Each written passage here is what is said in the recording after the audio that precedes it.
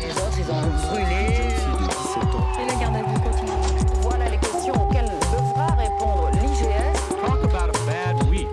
Pas de mobile, pas de suspect, aucune piste officielle.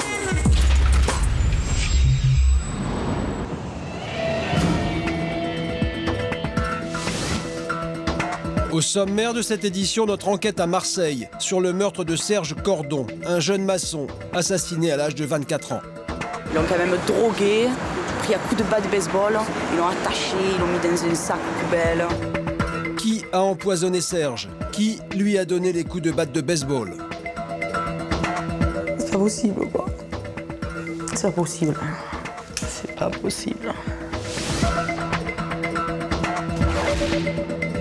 Le reportage de la semaine à Kansas City, aux États-Unis. Ici, la prostitution est interdite. Affaire en cours sur le pick-up rouge, affaire en cours. Les clients sont arrêtés et leurs visages diffusés en boucle à la télévision locale. Un programme intitulé John's TV, la télé des macros. Un énorme succès dans la région. Je suis marié, mais même si ma femme ne regarde pas trop la télé, quelqu'un risque de lui dire. C'est dégueulasse. En plus, je suis innocent.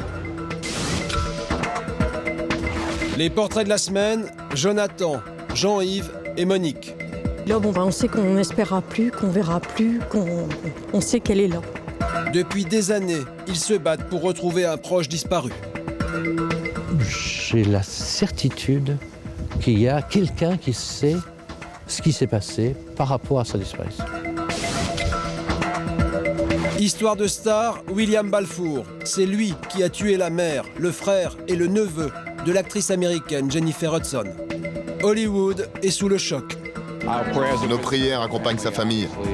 Ça doit être très dur pour elle et je lui transmets mes plus sincères condoléances. Ça ne devrait pas arriver des choses comme ça.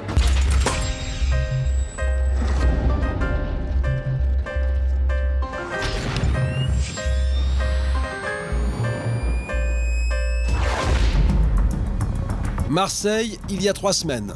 Pour rendre hommage à mon fils, pour que personne ne l'oublie. Serge Cordon avait 24 ans.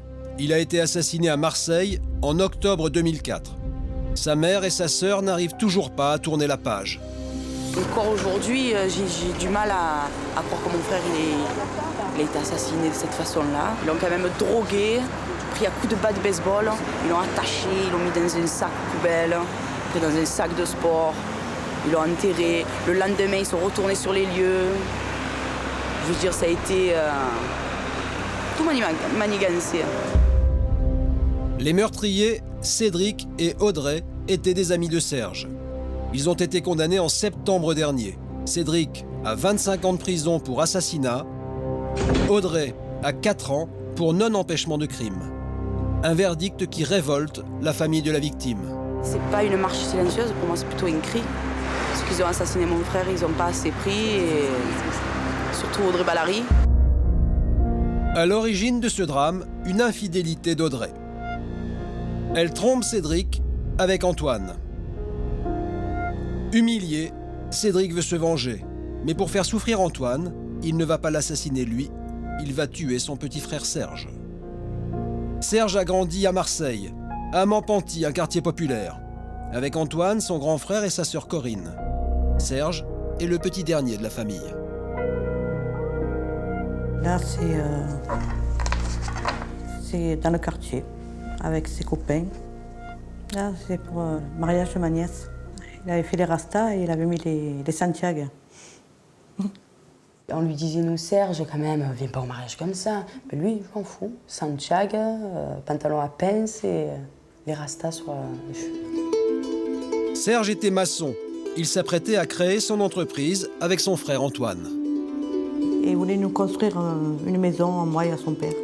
Il a dit, quand j'aurai mon entreprise, je monterai la maison.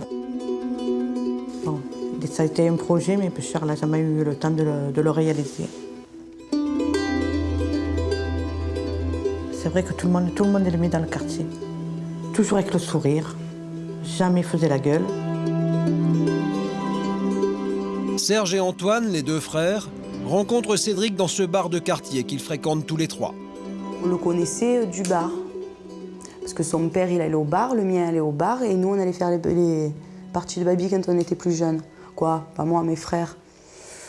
Et c'est là où ils ont rencontré Cédric. Serge, Antoine et Cédric deviennent amis. C'était trois camarades, quoi. Ils jouaient ensemble, des fois ils jouaient aux cartes, des fois ils jouaient à autre chose. Bon, c'était leur problème, mais ils étaient souvent ensemble. À ce moment-là, rien ne laisse présager d'un tel drame. Alors comment Cédric en est-il venu à tuer son ami Serge? Cédric vit avec Audrey, sa compagne, au premier étage de cet immeuble. Mais depuis quelque temps, il la soupçonne de le tromper. Pour la piéger, il lui fait croire qu'il part en week-end. En fait, il l'espionne. Il reste caché au pied de l'immeuble. Et le dimanche matin, il voit sortir Antoine. À partir de ce moment-là, Cédric n'a plus qu'une seule idée en tête, se venger. Peu après, Cédric arrive au bar, foudrage. Il y avait Antoine qui jouait au baby.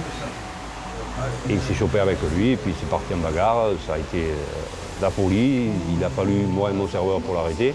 On l'a mis dehors. On ne savait pas exactement ce qu'il y avait, quoi. On croyait que c'était, je sais pas, on supposait que c'était une histoire de fille, mais bon, après, on ne savait rien. Cédric sort de la bagarre frustré. Il imagine alors une vengeance beaucoup plus cruelle et menace toute la famille d'Antoine.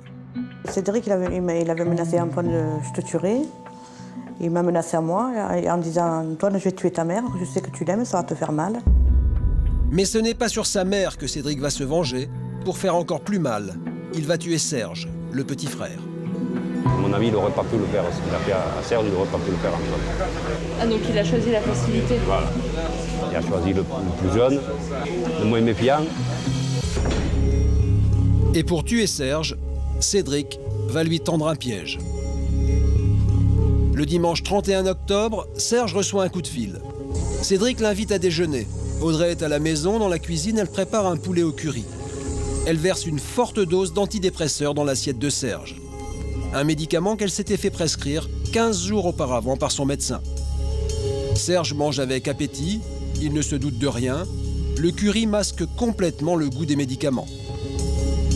Mais sous l'effet des cachets, Serge se sent mal. Il part s'allonger dans la chambre. C'est là que Cédric lui aurait donné 2 coups de batte de baseball sur la nuque. Serge meurt aussitôt. Cédric met alors le corps dans un sac plastique, le charge dans la voiture et va l'enterrer à 40 km de Marseille, dans le massif de la Sainte-Baume. Le lendemain, il emmène Audrey sur le site pour lui montrer l'endroit exact où il a enterré le corps. Pendant 2 jours, Martine, la mère de Serge, ne s'inquiète pas. Son fils passe parfois la nuit chez des amis sans prévenir. C'est un coup de fil du patron de Serge qui commence à l'inquiéter.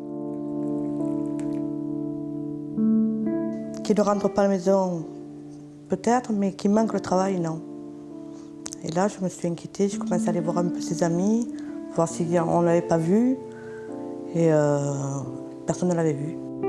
Dans le quartier, Corinne part à la recherche de son frère. Elle croise Cédric, qui lui donne des nouvelles de Serge. Je lui demande, Cédric, t'as pas vu mon frère, tout ça? Et il me dit que mon frère, en fait, le jour de sa disparition, il est venu manger chez lui. Et après quelques verres de champagne, tout ça, Serge, en fait, il a commencé à se monter les nerfs tout seul. Et il est parti remonter avec un couteau. Et il est parti remonter, attraper les jeunes avec qui il avait eu l'embrouille. Cédric fait donc croire que la disparition de Serge est liée à un règlement de compte entre jeunes. Une version qu'il soutient également devant les enquêteurs. Pendant 1 an et demi, l'enquête piétine. Rien, aucun indice. Les proches de Serge vivent un enfer. En fait, on était tous les jours dans l'attente de le voir revenir, mais à Noël, pour son anniversaire, pour l'anniversaire de maman, pour plein de choses. Il va revenir, mais non, il ne revenait pas. Marqué jusqu'au jour où on l'a trouvé, j'ai toujours espéré de le revoir un jour. Pas comme on me l'a rendu, mais Il est revenu. Ça, c'est sûr. Entre 4 planches. 1 an et demi après sa disparition, la famille de Serge reçoit un coup de fil du commissariat. Et quand il m'a dit on a retrouvé ton frère, comment quoi? Il a fait comme ça, l'air de dire. Ben là, ça a été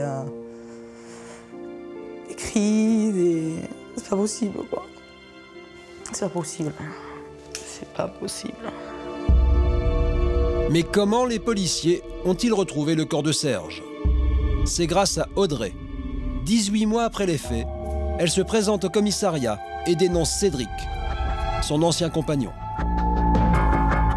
À l'époque, Audrey vient de quitter Cédric. Elle vit maintenant dans cet immeuble avec un nouveau compagnon. Cédric ne le supporte pas. Un jour, il campe en bas de l'immeuble. Il tire 2 coups de feu sur la fenêtre. Ce jour-là, Audrey a peur. Elle dénonce Cédric.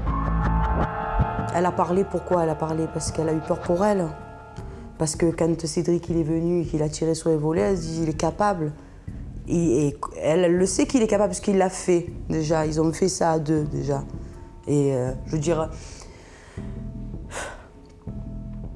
elle a parlé parce qu'elle a eu peur pour elle. Elle s'est dit il va m'arriver la même chose qu'à Serge. Audrey affirme aux enquêteurs qu'elle n'est pas impliquée dans le meurtre de Serge. Elle était bien dans l'appartement au moment des faits, mais elle n'aurait pas assisté à la scène.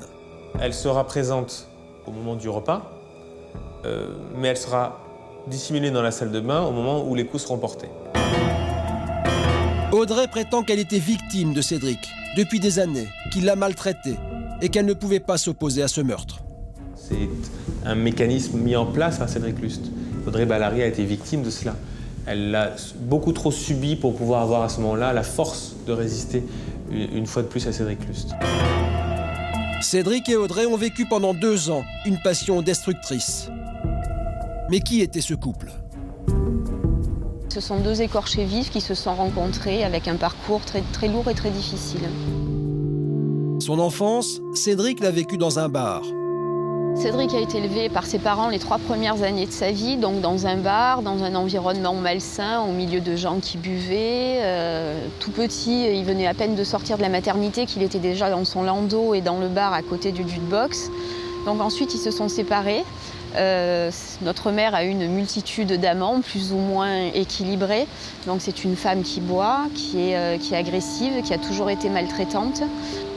C'était une fierté d'avoir un fils à 5 ans qui ouvrait des voitures, parce qu'on lui avait appris. C'était fabuleux d'avoir un fils qui, à 6-7 ans, repérait les dealers et voyait où ils avaient caché leur shit pour aller le récupérer et le ramener à maman. Donc il s'en est pas sorti forcément indemne. Audrey, elle, est orpheline. Avec son frère et sa sœur, ils avaient été placés, alors qu'ils étaient adolescents, au foyer. Et au moment de la rencontre avec Cédric Lust, ça fait quelques mois qu'elle a son propre appartement, qu'elle a quitté le foyer, qu'elle a reçu sa formation de coiffeuse et qu'elle commence à vivre sa vie toute seule. Audrey rencontre Cédric en 2003. Petit délinquant de quartier, il tombe fou amoureux de la jeune fille. Audrey, c'est quelqu'un de classique, avec un tempérament assez fort quand même, qui peut être très douce aussi. Qui pouvait être très maternelle aussi avec Cédric. Elle jouait la compagne, la mère qui l'a pas eue, c'était un petit peu un tout en un. Au début, la relation du couple est idyllique, mais rapidement, elle se dégrade. Leur relation, c'était un petit peu « je t'aime, moi non plus », c'était souvent des clashs, c'était régulièrement de petits accrochages. Et puis Cédric devient violent. Roxane, une amie du couple, a été le témoin direct de ces violences conjugales. Des violences dont Audrey était la victime. Je sais pas, un jour, elle m'a dit, je crois qu'elle était en pleurs, qu'elle m'a dit, il la frappe, qu'il la faisait pas sortir, là, qui commençait à la séquestrer, il prenait les clés de chez elle, qui commençait à fermer les volets, qui voulait mettre un cadenas et tout. Je dis, bon, je vais t'aider. Je suis allée chez elle, je l'ai fait sortir du premier étage, j'avais des travaux à côté, j'ai pris une échelle, je l'ai fait descendre. Après, quand je l'ai amenée, quand on était dans la rue, on attendait le bus, elle était stressée, elle regardait à droite, à gauche, elle avait peur qu'il arrivait, qu'elle avait peur sûrement de ce qu'il allait lui faire s'il la voyait dehors. Elle était vraiment... Enfin, elle avait peur surtout. Pourtant, malgré ces violences, Audrey continue à vivre avec Cédric. Alors, la jeune fille était-elle vraiment victime de son compagnon? On m'a pas du tout fait l'impression d'être une femme battue lorsqu'ils sont venus à la maison, puisque c'était quelqu'un qui avait quand même du tempérament. Elle était dans un élément qu'elle ne connaissait pas, puisqu'elle était dans l'univers de Cédric avec la famille de Cédric. Donc là, dans ces cas-là, tu te retrouves quand même quelque part un petit peu mal à l'aise, tu fais quand même profil bas, et pas du tout. Elle était totalement naturelle, elle ne se laissait faire à aucun moment, elle avait énormément de répondants. Alors Audrey aurait-elle joué la femme battue pour minimiser son rôle dans le meurtre de Serge? Cédric, lui, affirme que la jeune fille est sa complice. Cédric Lust dit à partir de là que le projet a été mûri en commun avec Audrey Vallary, que les préparatifs du projet ont été faits ensemble avec Audrey Vallary et que l'exécution de ce projet a été faite ensemble. Pour la famille de Serge, Audrey a joué un rôle important dans l'assassinat. D'ailleurs, c'est elle qui s'est fait prescrire les médicaments qui ont drogué Serge le jour du meurtre. Ils ont prémédité ensemble. Voilà. Je veux dire, le docteur, pour aller à un docteur et se faire prescrire des cachets pour dépression, pour je sais pas quoi, il faut quand même jouer la fille malade. Dépressif. Il faut raconter, je suis pas bien, je pleure, je ci, je là. Elle a dû jouer son cinéma pour avoir ses cachets. Et les cachets, elle les a pris que le 30. Alors que je crois qu'elle a été au docteur le 13 octobre. Et elle les a pris que le 30. Quand on est fatigué des nerfs, on les prend de suite, les cachets. Elle savait. Alors, qui a mis les médicaments dans l'assiette de Serge? Audrey ou Cédric? Qui a porté les coups de batte de baseball? Audrey ou Cédric? Les deux amants s'accusent mutuellement. Où est la vérité? Eux seuls le savent. Cédric est mis en examen pour assassinat. Si Audrey est complice, elle risque la perpétuité. Mais la juge d'instruction décide qu'Audrey n'est pas complice. Elle la met en examen pour non-empêchement de crime. La jeune fille ne risque que 5 ans de détention. Cédric endosse alors la totale responsabilité du meurtre. Il reste en prison jusqu'au procès. Audrey, elle, est relâchée. Elle a fait vibrer la corde sensible de la personne qui instruisait le dossier. Ça, c'est mon sentiment personnel. Qu'elle est très bonne comédienne, qu'elle a le profil de la gentille fille, sans passé douteux, du moins en apparence, du moins sur son casier judiciaire, que Cédric a le profil idéal. Et je pense que c'est ce qui a fait la différence chez le juge d'instruction. Septembre 2008, le procès s'ouvre devant la cour d'assises d'Aix-en-Provence. Cédric est seul dans le box des accusés. Il risque la perpétuité. Audrey comparaît libre. Elle ne risque que 5 ans de prison. Et surprise, elle est enceinte de 7 mois. L'attente du procès a duré 1 an et demi. Pendant cette période, elle a rencontré un homme et fondé une famille. De leur côté, Martine, la mère, et Corinne, la sœur de Serge, attendent beaucoup de ce procès. Cédric et Audrey s'accusent mutuellement du crime. Au bout de 10 jours d'audience, le verdict tombe. Cédric est condamné à 25 ans de prison. Audrey, elle, n'écope que de 3 ans ferme. Pour Corinne, la sœur de Serge, la déception est immense. Rien! Il n'a rien connu. Je crois que c'est normal. Cédric refuse d'endosser seul la responsabilité du meurtre. Il fait appel. Un second procès est prévu l'an prochain. Cette fois, Martine et Corinne espèrent qu'Audrey sera condamnée plus lourdement. Pour mettre toutes les chances de leur côté, elles font appel à un ténor du barreau, Maître Gilbert Collard. Bonjour madame, vous allez? Bien. Ça va, le moral est bon?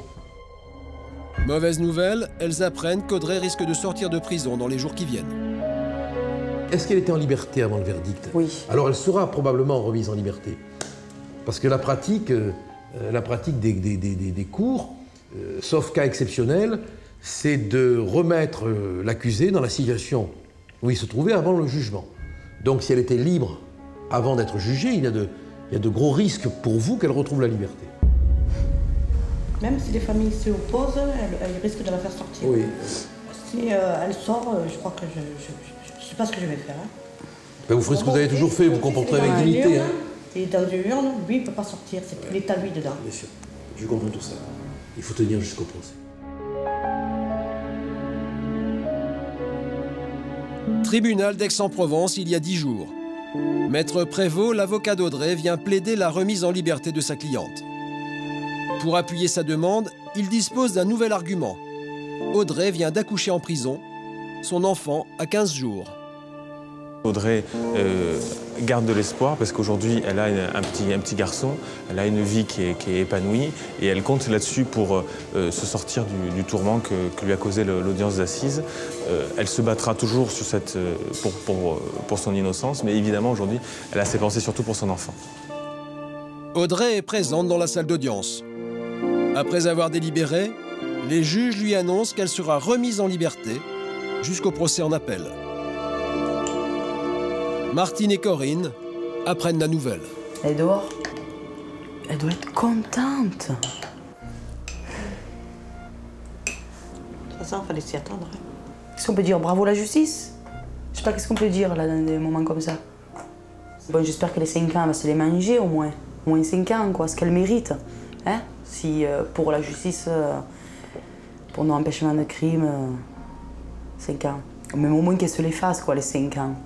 Qu'est-ce que c'est ça? Elle rentre, elle sort, elle rentre, elle sort. Je sais pas. Selon la loi, la mise en examen d'Audrey ne peut plus être requalifiée. En appel, elle sera encore jugée pour non-empêchement de crime et non pas pour complicité.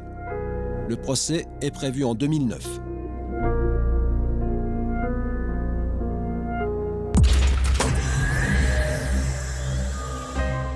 Tout de suite, les portraits de la semaine. Jonathan, Jean-Yves et Monique. Là, on sait qu'on n'espérera plus, qu'on verra plus, qu'on sait qu'elle est là. Depuis des années, ils se battent pour retrouver un proche disparu. J'ai la certitude qu'il y a quelqu'un qui sait ce qui s'est passé par rapport à sa disparition. Histoire de star, William Balfour. Cet homme a tué la mère, le frère et le neveu de l'actrice américaine Jennifer Hudson. Nos prières accompagnent sa famille. Ça doit être très dur pour elle et je lui transmets mes plus sincères condoléances. Ça ne devrait pas arriver des choses comme ça. Mais d'abord, notre reportage aux États-Unis, à Kansas City, une ville où la prostitution est interdite. Affaire en cours sur le pick-up rouge, affaire en cours. Et gare aux clients qui se font prendre.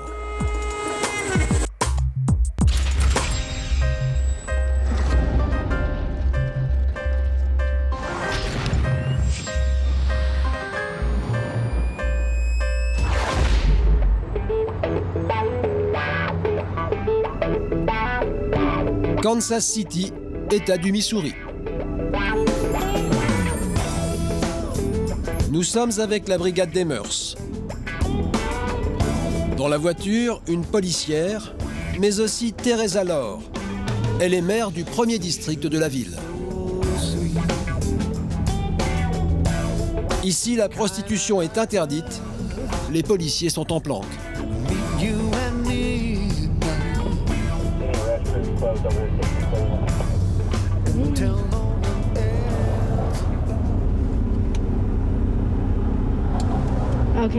Affaire en cours sur le pick-up rouge, affaire en cours. Surprise, aujourd'hui les prostituées sont des policières. Les 2 clients qui lui ont donné rendez-vous un peu plus loin sont arrêtés. Ils sont aussitôt embarqués par la brigade des mœurs. Ce type d'opération est programmé 2 fois par mois par la police de Kansas City. Vous avez sollicité une prostituée? Non. Vous avez passé contrat avec une prostituée. Du sexe contre de l'argent. Les 2 contrevenants devront bientôt passer en procès. Mais surtout, ils sont pris en photo. Sous leur portrait, il sera précisé « Cet homme est inculpé pour atteinte aux lois sur la prostitution.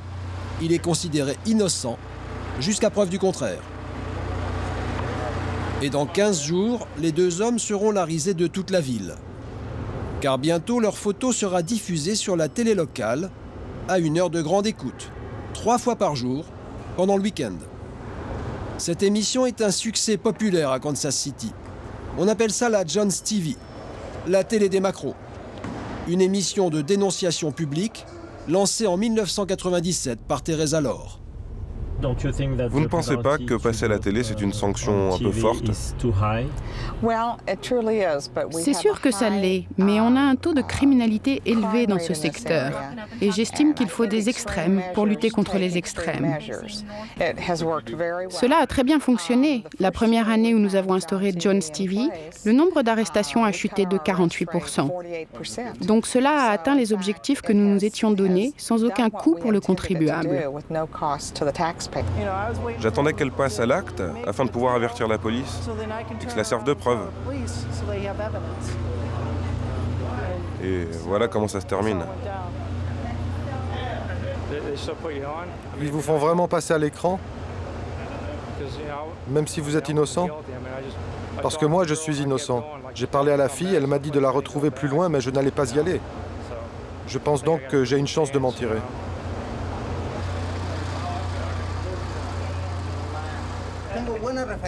J'ai de bonnes relations, des amis un peu partout. Pourquoi me faire ça à moi? Allons, monsieur Aguilar. Il n'y a pas que vous ici. Vous vous rendez compte si ma fille apprend que je fais ça? Et mes autres gosses? Vous n'êtes pas le seul, monsieur Aguilar.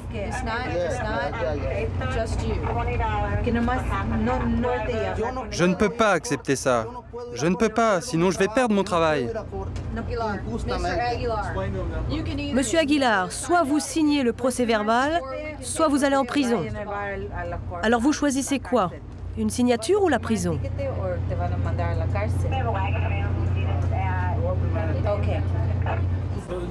Vous trouvez que ce programme fonctionne?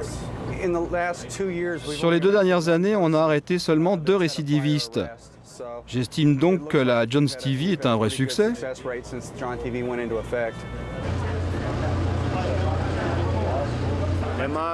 Est-ce que je suis un criminel? Je suis un criminel? Dans votre pays, je ne suis pas un criminel, n'est-ce pas? Alors ici non plus. Je suis marié, mais même si ma femme ne regarde pas trop la télé, quelqu'un risque de lui dire. C'est dégueulasse. En plus, je suis innocent. Qu'est-ce que vous allez faire s'ils mettent votre photo à la télé? Je ne peux rien y faire. Rien. Il faut les attaquer en justice. Je vais les attaquer.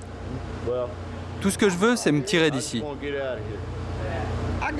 J'ai un avocat, tout ira bien. J'ai un bon avocat.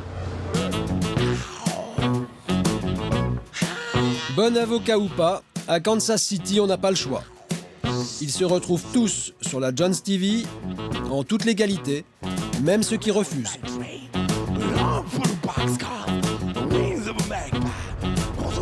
L'émission est diffusée depuis les locaux même de la mairie par la chaîne d'information municipale. C'est un show que l'on voit partout. Les conséquences sont parfois dramatiques. De temps en temps, on a des coups de fil de femmes, de fils ou de filles. Ils nous appellent car il leur semble avoir vu ou qu'on leur a dit que l'un de leurs proches, leur mari ou leur femme, est passé sur John's TV. J'ai entendu des femmes pleurer au téléphone, me dire qu'elles allaient demander le divorce, me demandant si je connaissais un bon avocat. Dans un sens, c'est plutôt triste. Je ne supporte pas de voir que des vies sont brisées par ce que je fais, c'est-à-dire les mettre à l'antenne.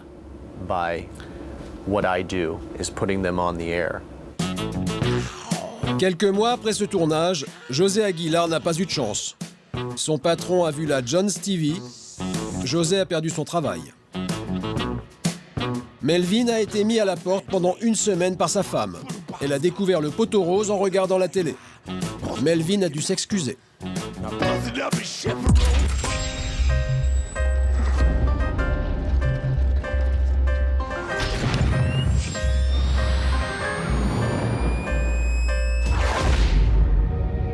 C'est le combat de plusieurs centaines de familles en France. Retrouver un enfant, une sœur, subitement disparu du jour au lendemain sans laisser de traces. Jean-Yves attend son fils, Manu, disparu il y a 12 ans. Monique s'est battue pendant 4 ans pour retrouver sa sœur Florence.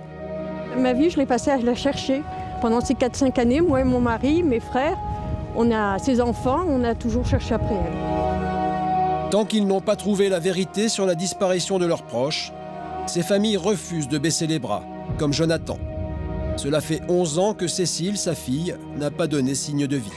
Ça, c'était l'histoire des autres. Jusqu'à là, c'était le cauchemar des autres.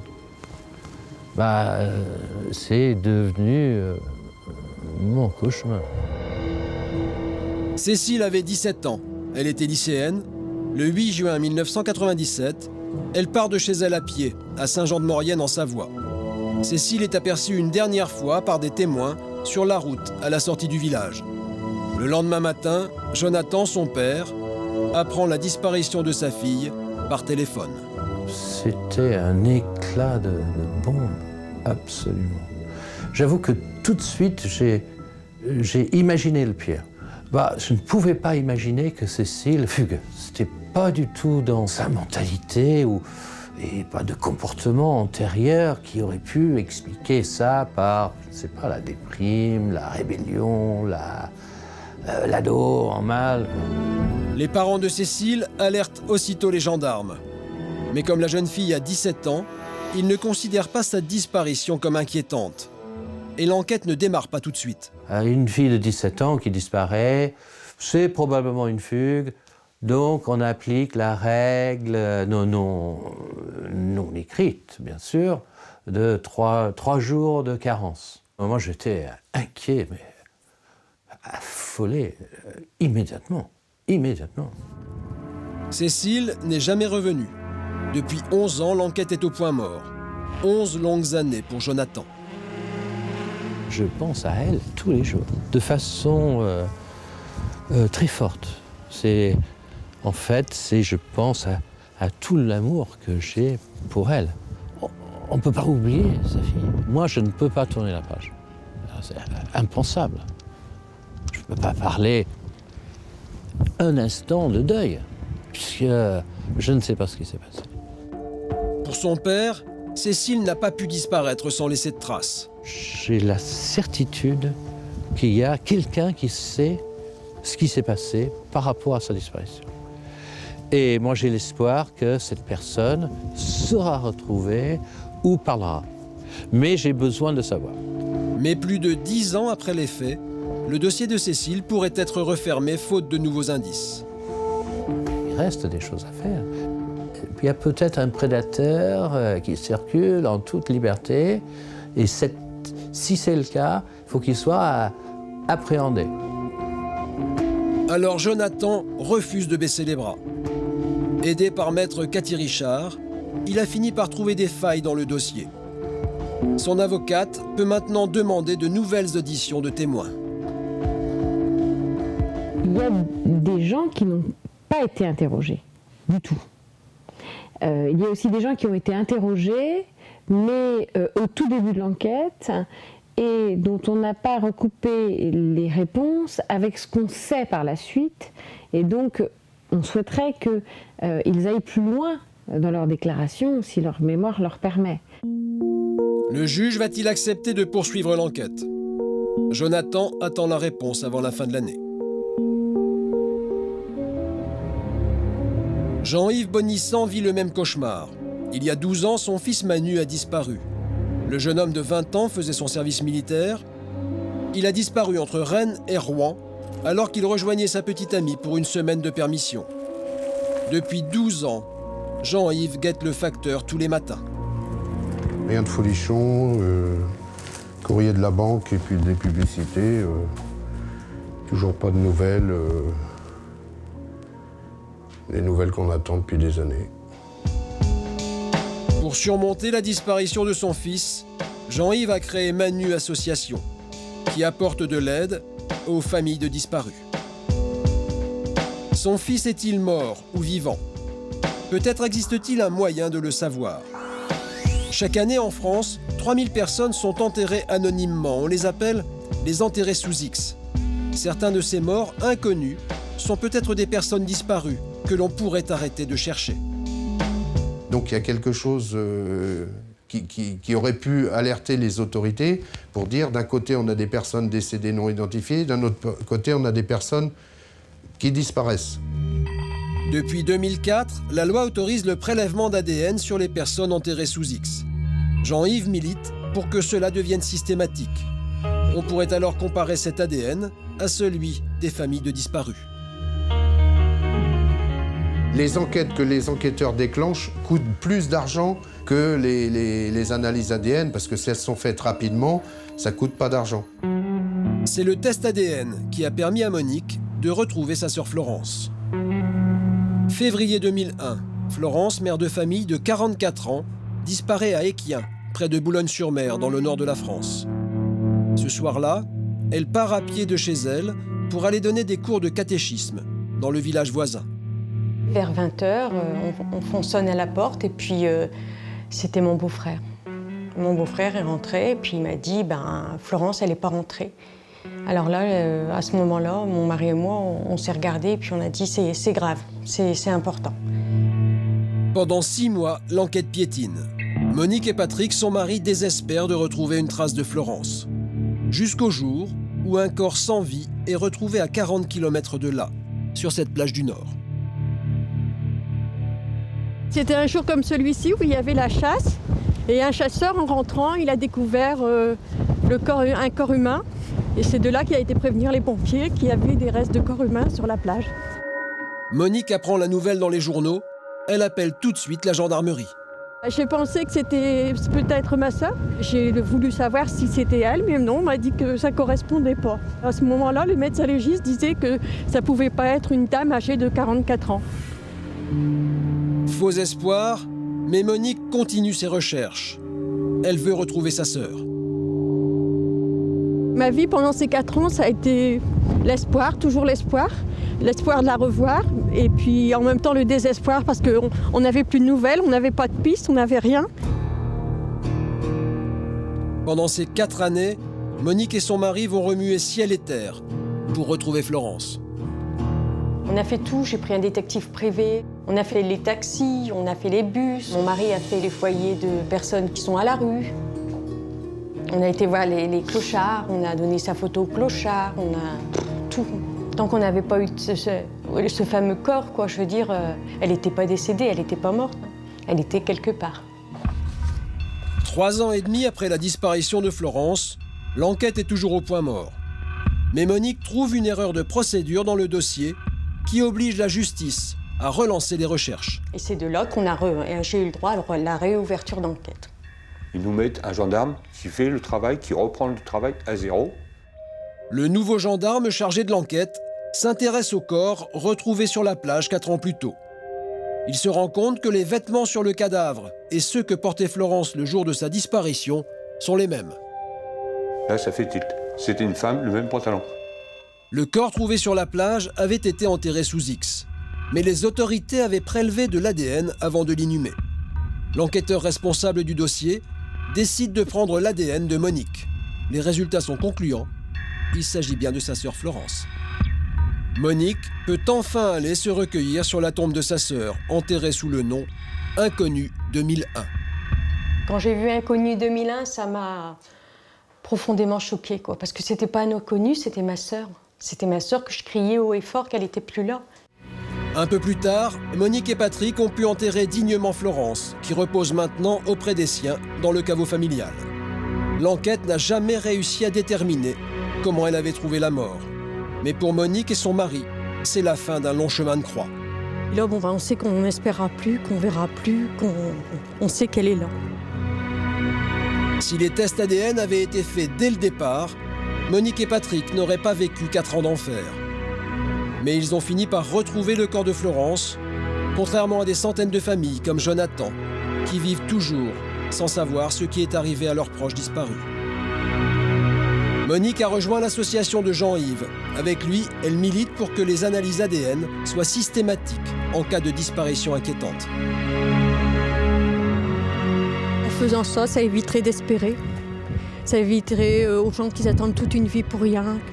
C'est simplement une petite prise de sang, quelque chose comme ça qui pourrait améliorer la vie.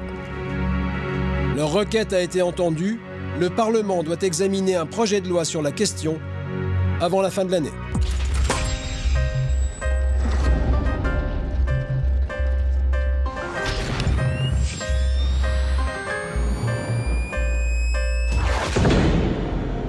Son visage ne vous dit rien, pourtant cet homme vient d'avouer un triple meurtre qui bouleverse l'Amérique. Il s'appelle William Balfour. Il a 27 ans. Il a assassiné la mère, le frère et le neveu de l'actrice Jennifer Hudson. Jennifer Hudson, un destin brisé. Une jeune actrice révélée dans Dreamgirls, un film à succès sorti l'an dernier. L'histoire d'un groupe de chanteuses parti de rien pour arriver au sommet de la gloire. À l'affiche des talents confirmés, Beyoncé, Eddie Murphy et Jennifer Hudson. Jennifer Hudson, c'est un peu l'incarnation du conte de fées Made in America. Elle part des quartiers sud de Chicago, du quartier d'Englewood, qui est réputé pour être l'un des quartiers les plus chauds de la ville. C'est une jeune chanteuse donc, qui chante sous sa douche, qui devient candidate au jeu American Idol, l'équivalent américain de la Nouvelle Star. Elle a vraiment séduit le public grâce à cette émission. Et après, elle a eu un contrat pour un film à Hollywood qu'elle a tourné avec Beyoncé et Eddie Murphy. Jennifer Hudson, c'est un peu le rêve américain. Un rêve qui vire au cauchemar le 24 octobre dernier. William Balfour pénètre dans la maison familiale des Hudson à Chicago et abat de sang-froid la mère et le frère de Jennifer Hudson. Et en fait, c'est sa sœur qui se rend au domicile dans la journée et qui découvre au rez-de-chaussée le cadavre de sa maman et ensuite à l'étage le cadavre de son frère. Tous les deux ont été tués par balle. Il n'y a à ce moment-là plus personne d'autre dans la maison et surtout il manque le neveu de Jennifer Hudson, Julian King, qui a 7 ans, qui a donc disparu à ce moment-là. William Balfour a enlevé le jeune garçon. 3 jours plus tard, on retrouve son corps criblé de balles dans sa camionnette. Le meurtrier présumé qui s'appelle William Balfour, qui venait d'ailleurs de sortir de prison pour déjà une affaire de meurtre, était l'ancien compagnon de Julia Hudson, qui est la sœur de Jennifer Hudson. Confondu par son arme, Balfour est inculpé pour le triple meurtre. Devant les preuves qui pèsent contre lui, il avoue. Mais pourquoi le beau-frère de Jennifer Hudson a-t-il commis un tel massacre ? Et il semblerait qu'il soit venu au domicile des Hudson pour régler un différend d'ordre familial et que ça ait très très mal tourné. En fait, il s'agirait d'un drame passionnel. Depuis quelques mois, William Balfour était séparé de Julia, la sœur de Jennifer Hudson. Julia avait un nouveau compagnon, William ne l'a pas supporté. Hollywood a été bouleversé, mais ça a bouleversé bien plus qu'Hollywood, puisqu'il se trouve que Jennifer Hudson est originaire de Chicago, que c'est aussi la ville de Barack Obama, que le couple Obama s'est fendu d'un message de soutien à Jennifer Hudson après les faits. William Balfour risque la peine de mort.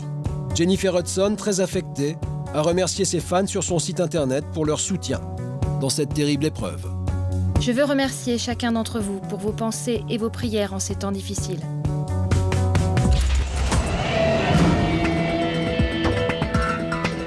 La semaine prochaine, dans Fait divers le Mag, Christelle Dubuisson, 18 ans, assassinée dans un champ à quelques centaines de mètres de chez elle. On a envie de savoir que celui qui a fait ça, il soit derrière les barreaux, quoi. Dans le box des accusés, Jean-Paul Lecomte, le tueur de la Somme. Va mourir dans ta case, sale ordure! Jacques Vergès, l'avocat de Klaus Barbie, du terroriste Carlos et de Milosevic, se met en scène. C'était contestablement l'un des avocats les plus doués de sa génération. Il se donne en spectacle au Théâtre de Paris. Comme acteur, je peux fumer. Ça fait partie de mon jeu.